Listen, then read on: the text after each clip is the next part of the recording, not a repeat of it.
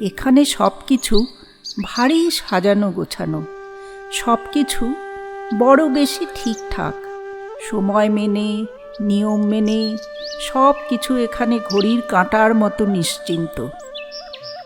প্রকৃতি এখানে কোমল, রোদ্দুর মিষ্টি, হাওয়ায় আকাশের স্নেহ ভাসে বরফের কুচির মতো। সব কিছু পরিষ্কার, নির্মল, ছন্দে গাঁথা।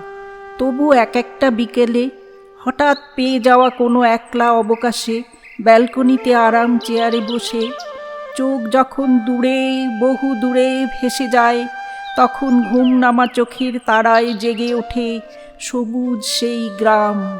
অনেক অনেক দূরের বাংলায় হতদরিদ্র শ্রীহীন এক গ্রাম, মল্লারপুর। পুকুরে হাঁস চড়ছে দুপুরে রোদ মেখে ডানায়। ব্যস্ত সব গ্রাম্য গৃহবধূরা জামাকাপড় কাচছে, স্নান সারছে, কচিকাচার দল জুটেছে হুটো পাটি।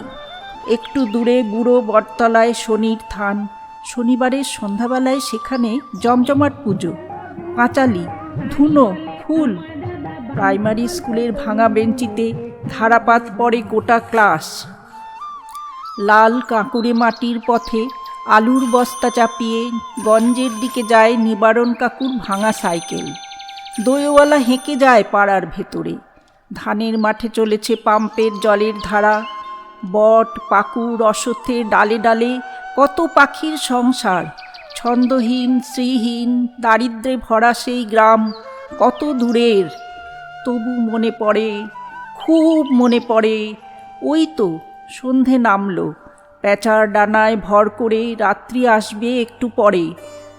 তুলসী তলায় ওই তো শাঁখ উঠল বেজে। মা হাত জোর করে প্রণাম করছেন। মা, যেন কতকাল আগের ভুলে যাওয়া এক মায়াবী গান।